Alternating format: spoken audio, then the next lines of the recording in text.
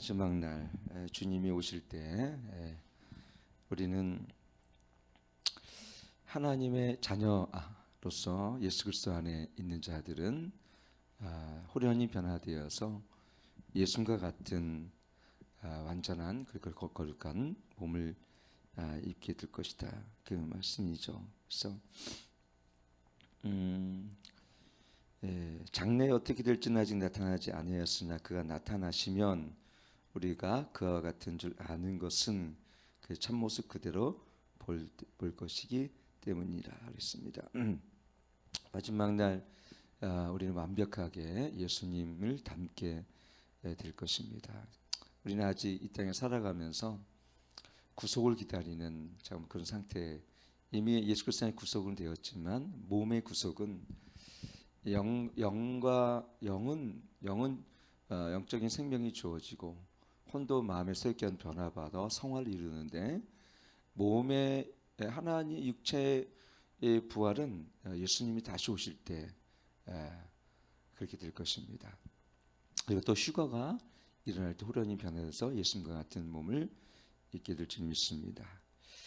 그래서 이 땅에 살아가는 우리의 모습은 예수 그리스도의 그 몸의 모든 부활의 그날을 우리가 기대하면서 이 땅에 우리가 살아가는 것은 우리가 예수님께서 오실 때 우리가 예수님 참모습을 보며 그대로 볼 것이기 때문에 그래서 우리가 하나님 나라 안에 거하고 그리고 이 땅에서 하나님 나라를 소망하며 예수님이 이 땅에 다시 오실 소망하는 자들은 이 몸의 구속을 우리가 기다리는 것입니다. 이 땅에 우리의 몸은 불완전하고 그죠?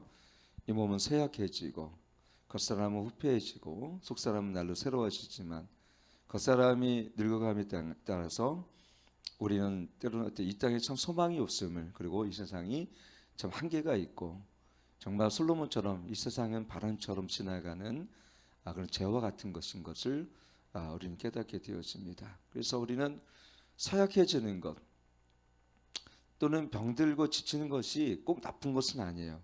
우리가 몸이 늘 완전하고 건강하다면 이 땅에 소망을 거두지 않을 것 같아요. 근데 우리가 많은 사람들이 병들고 마지막 그 죽음을 목전에 든 그 많은 사람들이 하는 동일한 말은 정말 하나님의 나라 갔으면 좋겠다 이 얘기를 합니다.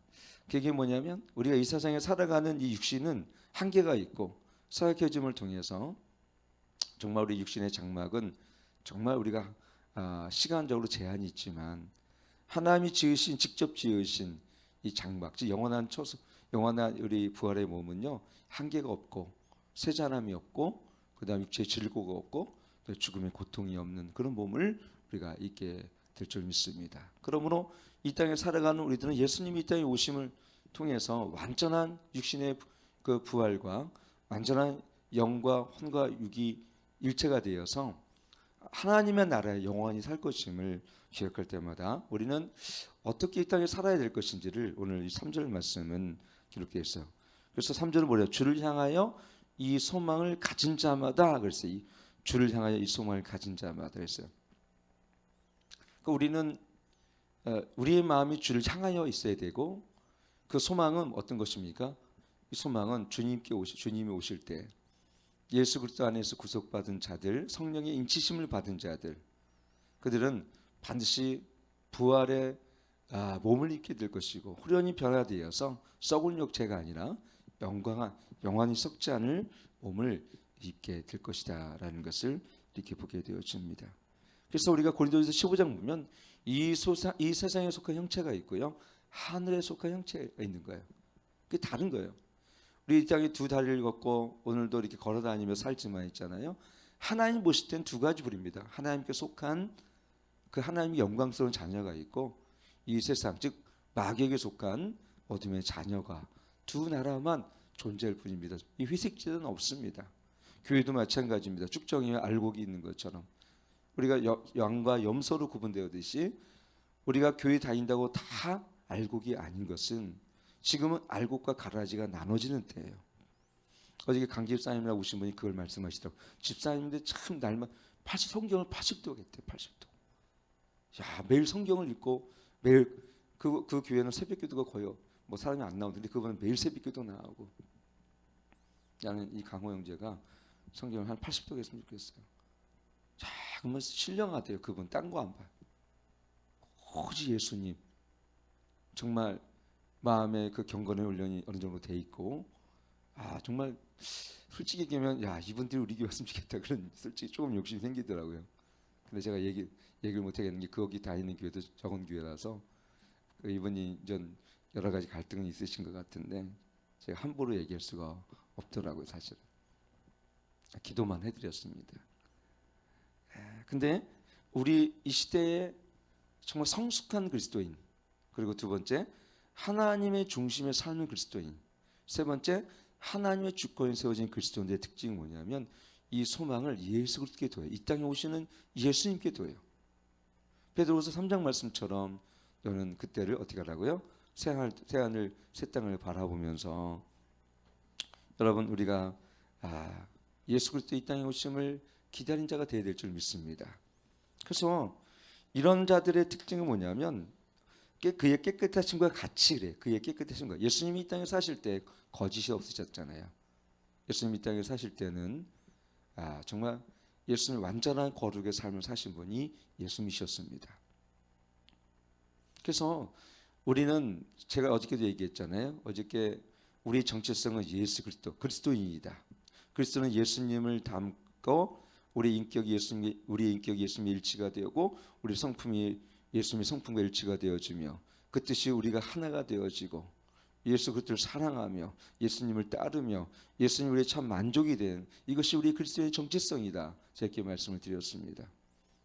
결국은 우리가 하나님이 우리를 구원하신 하나님께서 우리를 의롭다 하셨지만 점점 우리는 칭의뿐만 아니라 성화의 과정을 거쳐서 우리는 하나님을 예수님을 닮아가는 거룩을 우리는 살게 되어집니다. 그 성숙한 그리스도는요 구원의 기쁨만 강조하고 구원의 기쁨만 누리려고 하지 않아요.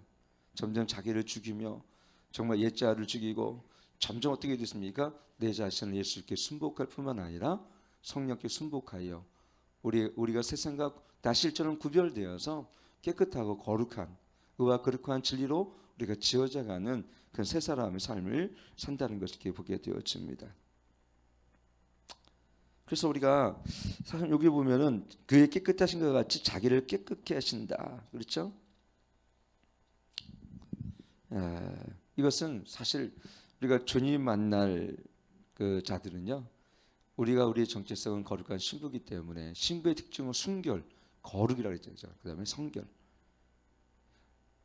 신부가 힘, 파워, 능력하면 좀 이상하잖아요.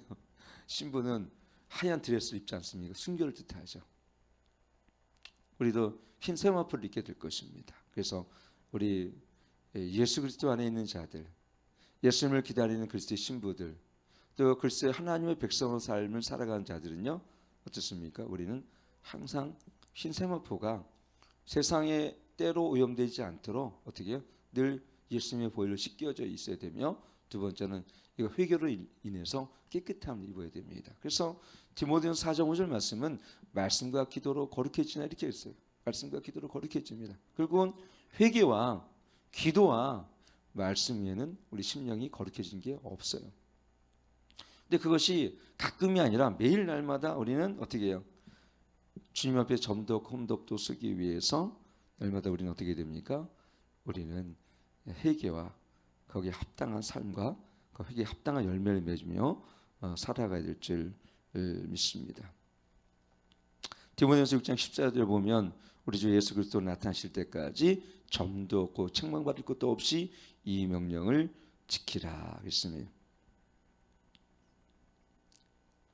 여러분, 제가 그냥 기도하다가 이제 금식 기도하면서 고살리에서 제가 제 영혼이 아주 잠깐이지만 후련히 하나님 앞에 섰을 때 한 단어가 뭐냐면 정말 거룩의 빛이었어요. 거룩의 빛. 근데 그분은 정말 거룩하셨어요. 그 빛은 이 세상의 빛과 전혀 다른 빛이었어요. 그 생명의 빛이고 은혜의 빛이고, 근데 그 빛은 거룩의 빛이었어요. 그래서 우리가 거룩하지 못한 자는 하나님 앞에 설 수가 없는 거예요. 왜냐하면 우리 안에 이 범죄, 거짓, 그 다음에 음란, 더러움을 가진 자들은요 하나님 거룩 앞에 설 수가 없어요. 오직하면 이사야 6장에 보면은 이사야가 화로다 내가 망하게 되었다 그랬잖아요. 화로대가 내가 막 그렇게 깨끗한 삶을 살아갔던 이사야 선지자, 늘 회개하고 하나님의 진련에서 있던 그 선지자 이사야가 그 스랍의 천사들 그 보좌 앞에 있는 하나님의 그 영광과 거룩을 보면서 그는 한마디를 외쳤어요. 내가 화로다 내가 망하게 되었도다. 여러분 그것이 거룩하신 하나님 앞에선 인간의 죄인의 모습일 수밖에 없어요. 그런데 우리는 주님의 보혈로 씻겨짐을 통해서 우리가 하나님의 보좌 앞에 나갈 수 있는 것은 뭐냐면 그 보혈의 공로를 의지하며 그 예수님의 피값으로 그 씻겨진 그 하나님 의롭다함을 받았기 때문에 우리가 하나님 앞에 설 수 있을 뿐이지 우리 인간은 도저히 하나님 앞에 죄인은 설 수가 없는 거예요. 하나님 우리를 그 아들의 공로를 통해서 그냥 우리를 의롭다 하신 것입니다. 그래서 우리는 하나님 앞에 그 어때요? 그 은혜의 보좌 앞에 우리가 나아갈 수 있는 것이죠. 이 땅에 살아가면서 우리는 성숙되고 장성한 자 분량으로 자랄수록 우리는 예수님과 같은 삶을 살게 되어 있습니다. 또 예수님을 따르는 삶을 살 수밖에 없습니다. 근데 그 중에 하나가 어떤 것입니까? 거짓이 없는 정결함과 거룩성이에요. 세상은 이거에 대해서 관심조차 없습니다. 왜냐하면 법적으로 야 너희가 얼마만큼 거룩해야 돼, 순전해야 돼 이런 걸 가르치지도 않고 관심도 없고 부모도 야 너 거룩하게 좀 살아라 하고 말해본 적도 없잖아요. 근데 하나님의 가장 큰 관심은 우리의 깨끗함과 거룩함이에요. 내가 거룩하니 너희가 거룩할지. 이게 레위기 주제입니다. 베드로전서도 보면은 내가 거룩하니 너희도 거룩할지어다. 이게 하나님이 우리 향한 뜻이라고 그랬어요. 빌립보서 3장인가 4장에 보면 너희 거룩할지어다. 너희가 음란하지 말고 거룩할지어다. 이것이 바로 계속 우리에게 주는 하나님의 메시지예요. 에베소 4장 24절 23절 보면은 이렇게 됐습니다. 오직 심령으로 새롭게 되어 24절 하나님을 따라 의와 진리의 거룩함으로 지으심을 받은 새 사람을 입으라. 우리는 새롭게 된 피조물입니다. 그리고 두 번째 신의 성품에 참여한 자들입니다. 세 번째 하늘에 안치운 자들입니다. 이것이 우리의 정체성이에요. 새로운 피조물로서 신의 성품에 참여한 자로서 그리고 하늘에 안치운 바 되어 그 얘기 뭐냐면 우리 이 땅에 살지만 실제적으로는 하늘에 안치운 바 되어 있는 하늘의 백성이라는 것이에요. 하늘의 백성. 어떻게 하나님의 보좌에 가까이 있는 우리들이 하늘의 백성들이 이 세상의 문화와 거짓과 탐욕과 이 음란과 더러움 속에 빠져서 우리가 살 수가 있습니까? 이거는 해서도 안 되고 할 수도 없는 일이에요, 사실은요. 그런데 여기 뭐라고 했습니까? 여기 보면은 22절 그 말씀에 너희는 유혹의 욕심을 따라 그랬죠. 썩어져가는 구습을 쫓는 옛사람을 벗어버리라 그랬어요. 우리가 거듭나게 되어지면 새로운 본성이 주어집니다. 예수님의 생명으로 그 씨앗으로 말씀의 능력으로 성령으로 잉태된 자들은요 예수님의 생명이 주어지는데 그 생명은 거룩한 본성을 갖고 있습니다. 그래서 예수님을 닮아가고 왜? 우리 생명을 주셨기 때문에 예수님처럼 거룩하고 예수님처럼 깨끗하며 예수님처럼 순전한 그 마음을 우리가 갖게 되는 거예요. 그래서 우리가 이 마지막 때를 사는 사람은 우리 관심이 어디 있어야 됩니까? 사실은 예수님을 닮아가고 예수님의 거룩한 인격을 닮아가는데 사실 우리의 선한 목적이 있어야 될 줄 믿습니다. 오늘 이 마지막 절은 주를 향하여 이 소망을 간 자마다 그의 깨끗하심과 같이 자기를 깨끗하게 하느니라 그랬습니다. 오늘도 우리가 20일 기도를 통해서 정말 회개와 합당한 행실과 그에 대한 열매를 맺으며 우리가 살아가고 새로운 본성, 새로운 생명이 주어졌기에 의와 진리와 거룩함으로 지음을 받는 새 사람으로 살아가는 은혜가 있기를 축원합니다.